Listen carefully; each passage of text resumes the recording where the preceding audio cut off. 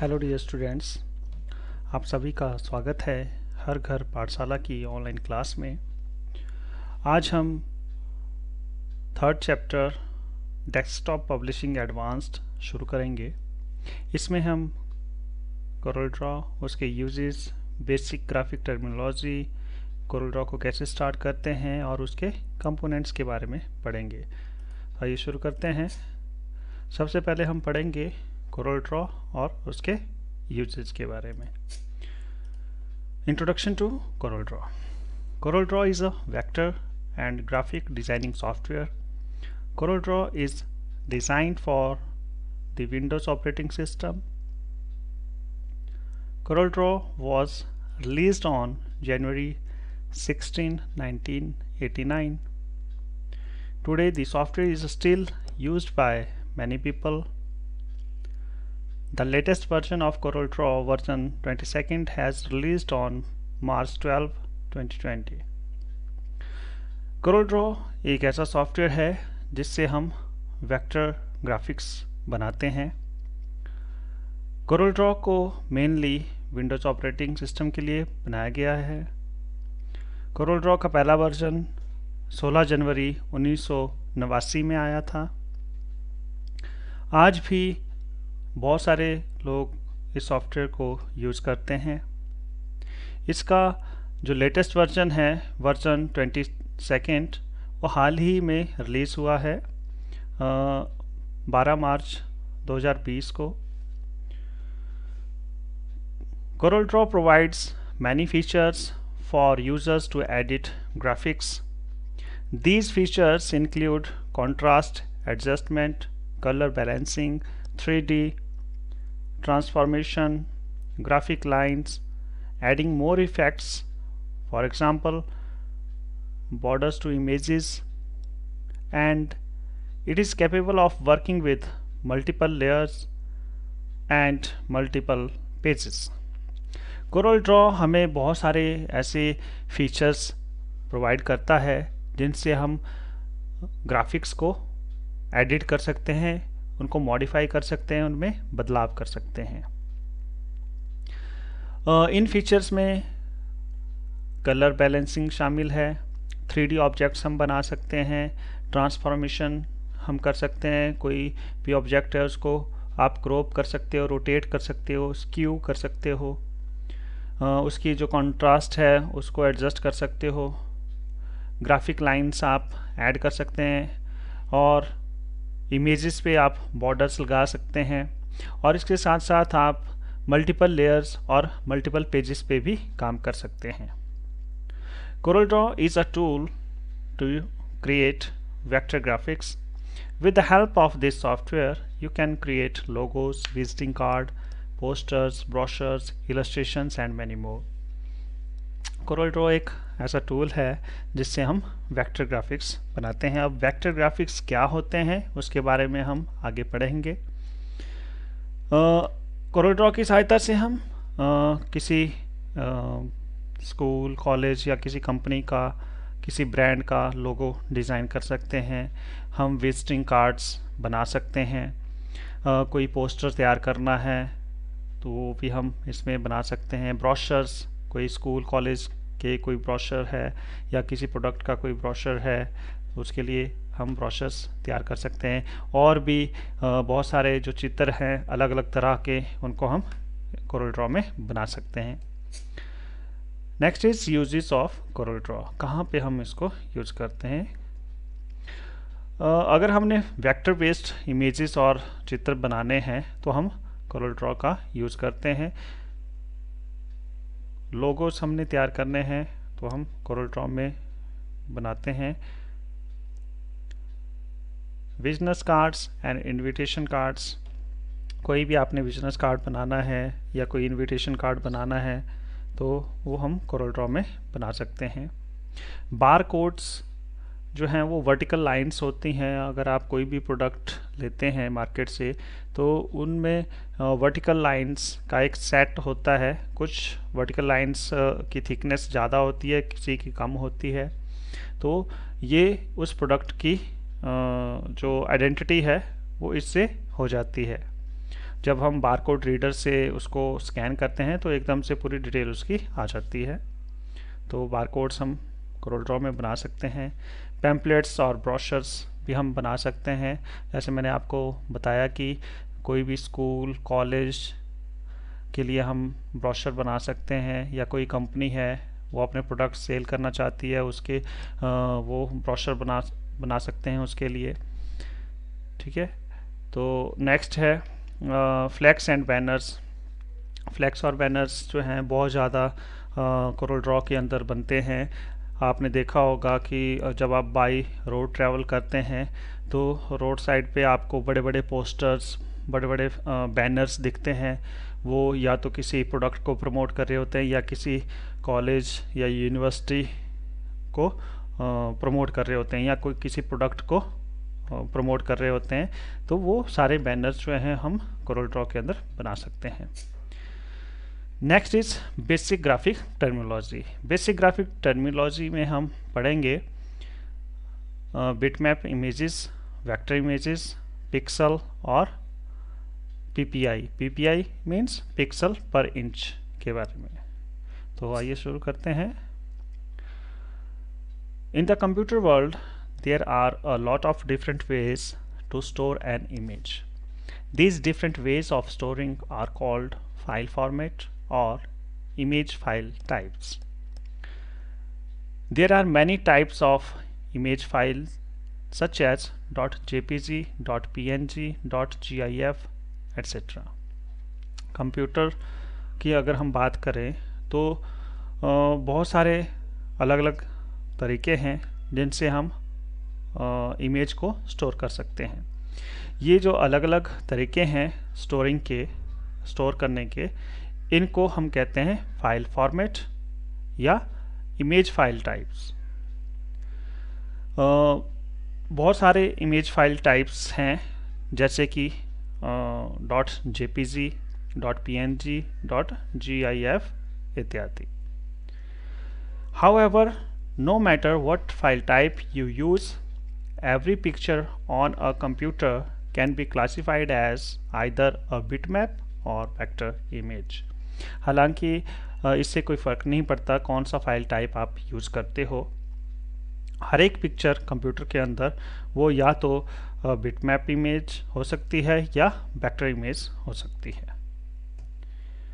अब हम पढ़ेंगे बिटमैप इमेजेस के बारे में, फिर वेक्टर इमेजेस के बारे में, पिक्सल के बारे में और पिक्सल्स पर इंच के बारे में। तो सबसे पहले हम पढ़ेंगे बिटमैप इमेजेस के बारे में। Bitmap images are made up of tiny dots on the computer screen. These dots are called pixels. छोटे छोटे डॉट्स होते हैं कंप्यूटर स्क्रीन पे, ठीक है। तो हमारी जो बिटमैप इमेज होती है वो उन छोटे छोटे डॉट्स से बनती है और इन छोटे छोटे डॉट्स को हम कहते हैं pixels. Bitmaps are made up of rows and columns of these pixels that come together to form a picture. Bitmaps जो हैं रो और कॉलम्स में जब ये पिक्सल्स होते हैं उनसे बनती है। जब ये इकट्ठे साथ में आते हैं तो एक पिक्चर को बनाते हैं।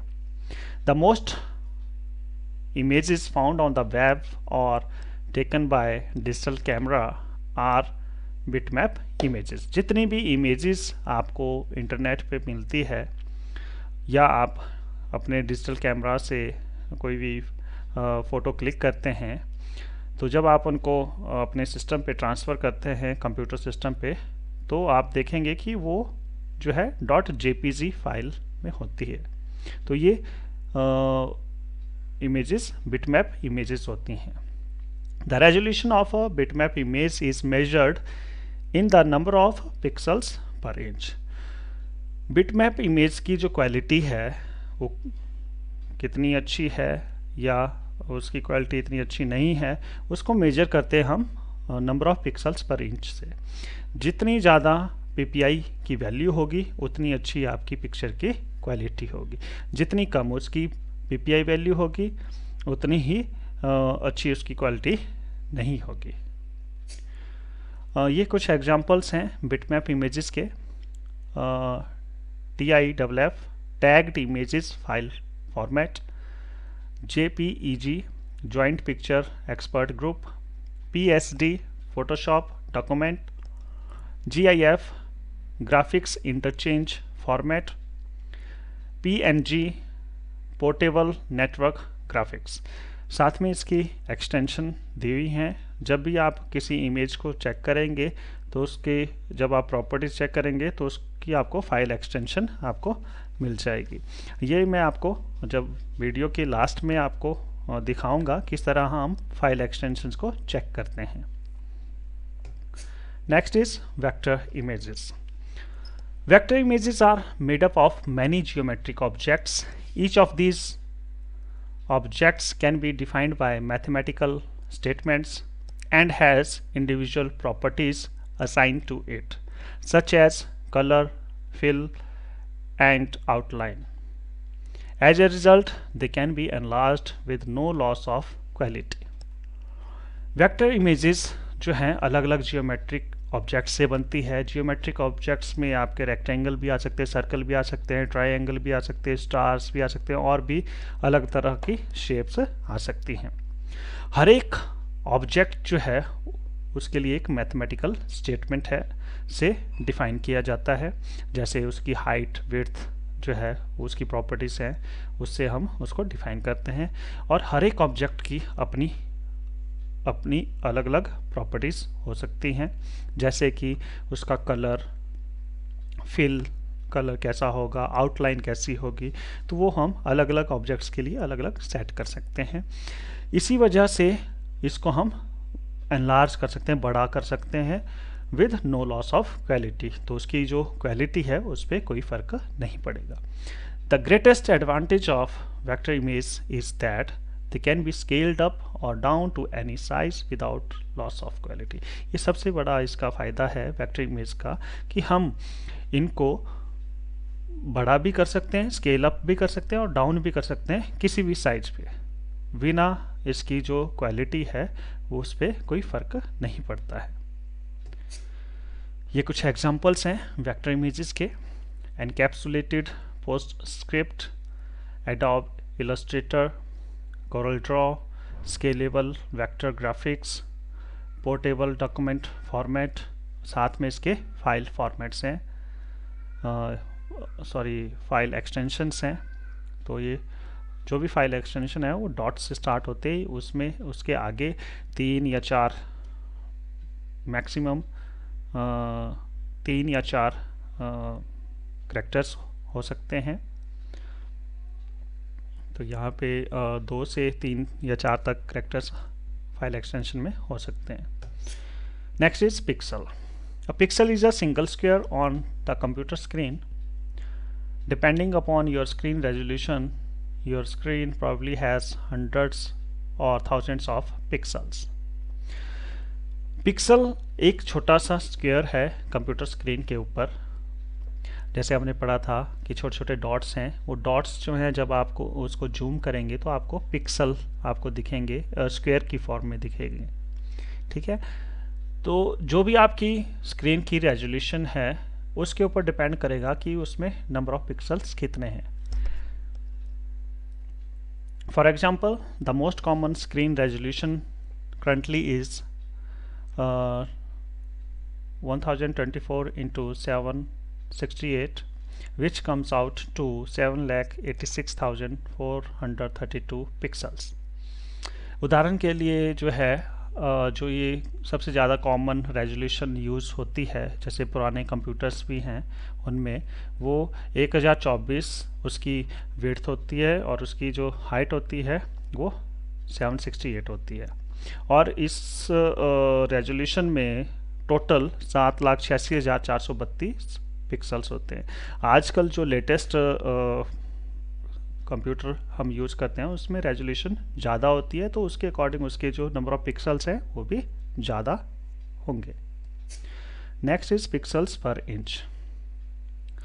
PPI stands for pixels per inch, the standard unit of measurement for computer graphics, sometimes also known as DPI, dots per inch। Pixel जो है ये PPI को हम पिक्सल पर इंच कहते हैं। ये एक स्टैंडर्ड यूनिट है कंप्यूटर के ग्राफिक को मेजर करने का, और इसको कभी कभी हम डॉट्स पर इंच भी कहते हैं। Typically 150 ppi is sufficient for printing on a laser printer. अगर आप लेजर प्रिंटर पे कुछ प्रिंट करते हैं तो 150 ppi काफ़ी है। उससे आपके जो विजिबिलिटी है, टेक्स्ट या कोई भी इमेज है, वो आपको अच्छे से विजिबल रहेगा, आप इजीली उसको पढ़ सकते हैं, रीड कर सकते हैं।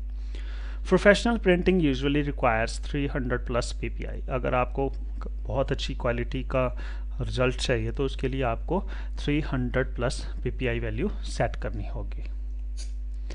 Next is how to start Corel draw. कैसे हम कोरल ड्रॉ को स्टार्ट करते हैं, तो इसके स्टेप्स हैं। फर्स्ट, टास्क बार में आपने स्टार्ट बटन पे क्लिक करना है। The start menu will appear, आपके पास स्टार्ट मेन्यू खुल जाएगा। Click on all programmes, Corel Draw, graphic sweet और देन कोरल ड्रॉ। इसका मैं आपको लाइव डेमो बाद में दिखाऊंगा कैसे हम इसको ओपन करते हैं। जैसे आप कोरल ड्रॉ पे क्लिक करेंगे ऑल प्रोग्राम्स में, तो कोरल ड्रॉ का एक एप्लीकेशन विंडो खुलेगा, उसके अंदर एक ओपनिंग डायलॉग विंडो खुलेगा जो आपको इस तरह से दिखेगा। सबसे पहली ऑप्शन है न्यू ग्राफिक की। यहाँ पे आप कोई भी नई ड्राइंग बनाना चाहते हैं तो यहाँ पे क्लिक करेंगे। नेक्स्ट है, अगर आपने कोई ड्राइंग बनाई है अभी कुछ टाइम पहले, उसको आपने ओपन करना है तो आप यहाँ पे क्लिक करेंगे। ओपन ग्राफिक पे आप तब क्लिक करेंगे अगर आपने अपनी कोई पुरानी ड्राइंग है उसको ओपन करना है।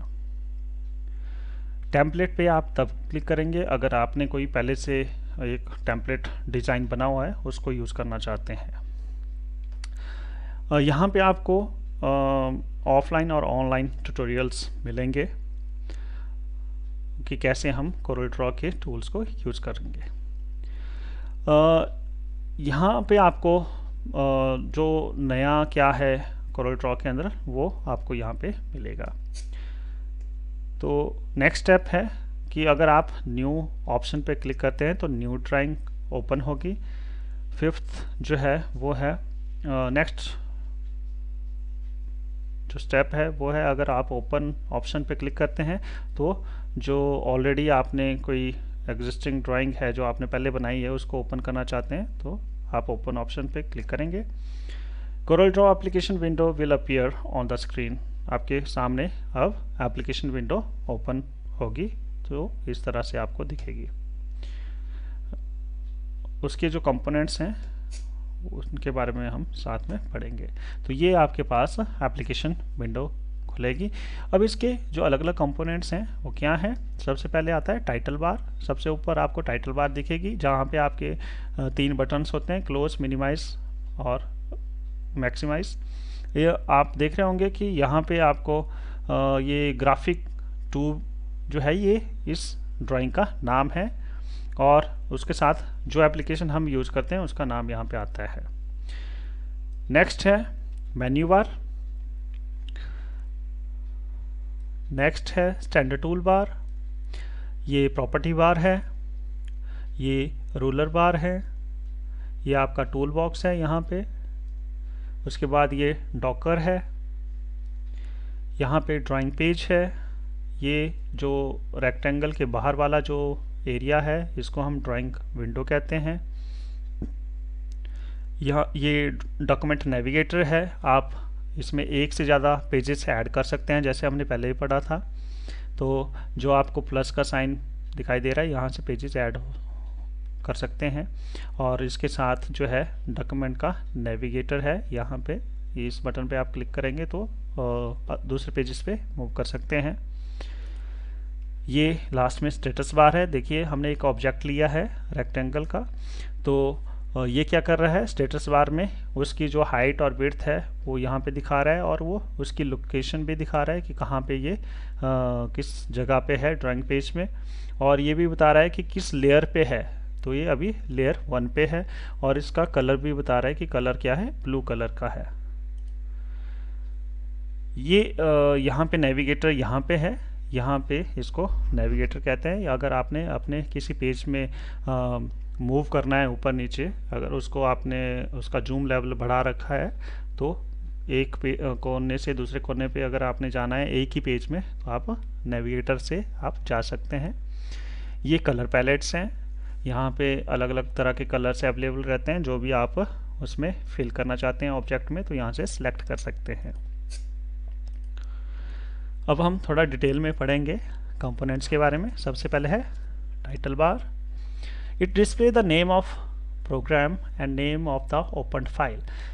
जैसे मैंने आपको अभी दिखाया था कि ऊपर सबसे ऊपर जो है आपकी प्रोग्राम का नाम आएगा, जो एप्लीकेशन हम यूज़ कर रहे हैं, कोरल ड्रॉ यूज़ कर रहे हैं, और उसके साथ उसके फाइल का नाम आएगा। फिर है मेन्यू बार।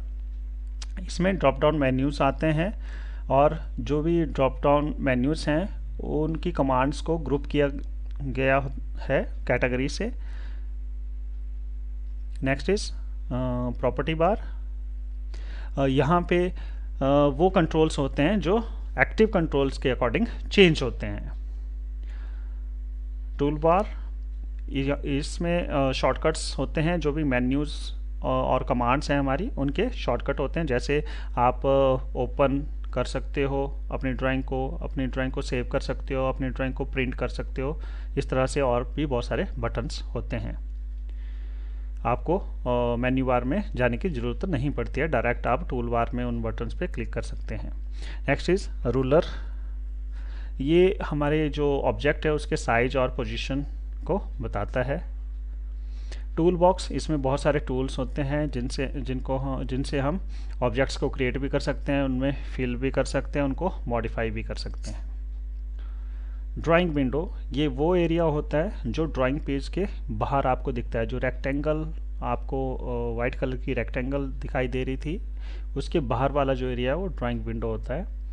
ड्राइंग पेज क्या होता है? जो ड्राइंग विंडो के अंदर जो आपको रेक्टेंगुलर एरिया दिखाई देता है वो ड्राइंग पेज होता है। कलर पैलेट, इसमें अलग अलग कलर्स के स्वेचेस आपको दिखेंगे, वहाँ से आप कोई भी कलर सिलेक्ट कर सकते हैं। Status bar, it display information about the properties of an object such as type, size, colour and fill. Status bar में अभी मैंने आपको दिखाया था, एक रेक्टेंगल ऑब्जेक्ट हमने लिया था, तो उसका टाइप बता रहा था कि रेक्टेंगल है, साइज, हाइट और विड्थ वो बता रहा था, कलर क्या यूज़ किया है हमने वो भी उसमें बताया जा रहा था। Next is document navigator. Document navigator में हम पेजेस को ऐड भी कर सकते हैं और एक पेज से दूसरे पेज में मूव भी कर सकते हैं एक ही ड्राइंग के अंदर। Dockers display the same types of controls as a dialog box such as command, buttons, options and list. ये वही ऑप्शंस आपको दिखाएगा जैसे अगर किसी कंट्रोल के लिए कोई डायलॉग बॉक्स खुलता है तो जो उस डायलॉग बॉक्स में कंट्रोल्स होते हैं वो सारे आपको डॉकर्स में दिखाई देते हैं, जैसे कि कोई कमांड बटन है, कोई ऑप्शन है या कोई लिस्ट बॉक्स है। Last is navigator. नेविगेटर हम तब यूज़ करते हैं अगर हमने पेज में एक कोने से दूसरे कोने पे जाना है, अगर उसको हमने उसका जूम लेवल बढ़ा रखा है। Next is live demo. अभी तक जो भी हमने पढ़ा है, कैसे हम कोरल ड्रॉ को स्टार्ट करते हैं, क्या उसके अलग अलग कंपोनेंट्स हैं, उनका हम अब लाइव डेमो देखेंगे। तो आइए स्टार्ट करते हैं। सबसे पहले हम स्टार्ट बटन पे जाएंगे, उसके बाद ऑल प्रोग्राम्स पे जाएंगे, फिर कोरल ग्राफिक्स सूट 11 पे जाएंगे और कोरल ड्रॉ 11 पे क्लिक करेंगे। हमारे पास कोरल ड्रॉ की एप्लीकेशन विंडो ओपन हो जाएगी और उसके अंदर ओपनिंग डायलॉग बॉक्स दिखाई देगा। उसमें न्यू ऑप्शन पे हम तब क्लिक करेंगे अगर हमने न्यू ड्राइंग बनानी है using blank page. Open last edited पे हम तब क्लिक करेंगे अगर हमने हमने सॉफ्टवेयर को क्लोज करने से पहले कोई ड्राइंग सेव की है उसको ही हम ओपन करना चाहते हैं, तब हम यहाँ पे क्लिक करेंगे। ओपन ग्राफिक्स पे हम तब क्लिक करेंगे अगर हमने कोई अपनी पुरानी ड्राइंग है उसको ओपन करना है। टेम्पलेट ऑप्शन पे हम तब क्लिक करेंगे अगर हमने कोई पहले से कोई डिज़ाइन बना है ड्राइंग का, उसको यूज़ करना है। कोरल ट्यूटोरियल हम तब यूज़ करेंगे अगर हमने किसी टूल के बारे में सीखना है कि उसको कैसे यूज़ करते हैं। तो इसके लिए दोनों ऑप्शंस अवेलेबल हैं, ऑनलाइन भी और ऑफलाइन भी। न्यू व्हाट्स न्यू में हम तब क्लिक करेंगे अगर हमने देखना है कि जो भी नए फीचर्स जो हैं इस सॉफ्टवेयर के अंदर आए हैं उनके बारे में अगर हमने पढ़ना है तो व्हाट्स न्यू पे हम क्लिक करेंगे। तो अब हम न्यू ग्राफिक्स पे क्लिक करते हैं तो ये हमारे पास ब्लैंक ड्राइंग पेज ओपन हो गया है। तो इसके कंपोनेंट्स के बारे में अब हम देख लेते हैं। सबसे पहले टाइटल बार में एप्लीकेशन का नाम आता है और उस ड्राइंग का नाम आता है और इसमें मिनिमाइज, मैक्सिमाइज और क्लोज बटन होते हैं। फिर है मेन्यू बार में अलग अलग कमांड्स को कैटेगराइज किया होता है अलग अलग मेन्यू के साथ। उसके आगे फर्दर उसके सब मेन्यू आते हैं। तो ये इसके नीचे सब मेन्यू है, उसके आगे फर्दर उसका सब मेन्यू आता है। उसके बाद है स्टैंडर्ड टूल बार में वो बटन्स होते हैं जो हम कमांड्स जो हैं मेन्यू बार से एग्जीक्यूट करते हैं, जैसे open, new, save, print, cut, copy, paste, undo, redo, इस तरह के कमांड्स यहाँ पे हमारे पास अवेलेबल हैं। नेक्स्ट इज प्रॉपर्टी बार में कोई भी कंट्रोल अगर हमने टूल बॉक्स में सिलेक्ट किया है तो उससे रिलेटेड जो है वहाँ पे ऑप्शंस हमें दिखाई देती हैं। उस कंट्रोल की जितनी भी प्रॉपर्टीज़ हैं वो हमें प्रॉपर्टी बार में दिखाई देंगी। और ये है टूल बॉक्स। उसके बाद ये हमारी हॉरिजॉन्टल टूल बार है, ये वर्टिकल टूल बार है। ये जो आपको ब्लैंक स्पेस दिखाई दे रहा है ये इसको बोलते हैं ड्राइंग विंडो। और इस ब्लैंक स्पेस के अंदर ये जो रेक्टेंगुलर आपको स्पेस दिखाई दे रहा है, पेज दिखाई दे रहा है, इसको बोलते हैं हम ड्राइंग पेज। उसके बाद यहाँ पे है डॉक्यूमेंट नेविगेटर। यहाँ पे आप एक से ज़्यादा पेज ऐड कर सकते हैं और उनमें मूव भी कर सकते हैं ऐसे। ये स्क्रॉल बार है, यहाँ पे ये भी स्क्रॉल बार है। ये हमारे पास डॉकर है। डॉकर से अलग अलग तरह के डॉकर्स हो सकते हैं, जैसे ये इंसर्ट करैक्टर के लिए है तो यहाँ पे हम कोई भी करैक्टर जो है उसको इंसर्ट कर सकते हैं। ये हमारा कलर पैलेट है। कलर पैलेट से आप कोई भी कलर जो है ऑब्जेक्ट में फिल कर सकते हैं। तो देखते हैं, जैसे यहाँ पे एक रेक्टेंगुलर टूल मैं यूज़ कर लेता हूँ। यहाँ पे देखिए, अब आप देखेंगे नीचे सबसे लास्ट में स्टेटस बार होती है। स्टेटस बार में आपको ये बता रहा है कि ये रेक्टेंगल हमने ड्रॉ की है लेयर 1 पे और इसकी हाइट इतनी है, विड्थ इतनी है और कहाँ पे उसकी पोजीशन है। कलर इसमें अभी कुछ भी फिल नहीं किया है, तो उसको फिल करने के लिए सबसे पहले हमें इसको पिक टूल से सिलेक्ट करना पड़ेगा। उसके बाद कोई भी कलर आप इसमें फिल कर सकते हैं। तो देखिए स्टेटस बार में हमें दिखा रहा है कि उसका कलर क्या है, येलो है। इसके साथ हम वेक्टर और बिटमैप का जो डिफरेंस है उसके बारे में भी थोड़ा सा हम वेक्टर और बिटमैप का जो डिफरेंस है उसके बारे में भी थोड़ा सा देख लेते हैं क्या चीज़ होती है। कोई भी सिंबल आप ऐड करते हैं, देखिए मैं इस सिंबल को ऐड कर लेता हूँ। तो देखिए इसको मैं स्केल अपवर्ड कर रहा हूँ या मैं इसको डाउन छोटा करता हूँ तो इसकी जो क्वालिटी है उस पर कोई फ़र्क नहीं पड़ता है। देखिए तो इसकी क्वालिटी जो है वो वैसे की वैसे ही रहती है। ये देखिए, ये वेक्टर इमेज का एग्जांपल है। अगर किसी का कोई भी क्वेश्चन है तो आप मेरे ईमेल एड्रेस पे मैसेज कर सकते हैं। मेरी ईमेल एड्रेस है sandeepkumar.mnt.pgtip@gmail.com। Thank you. Have a nice day.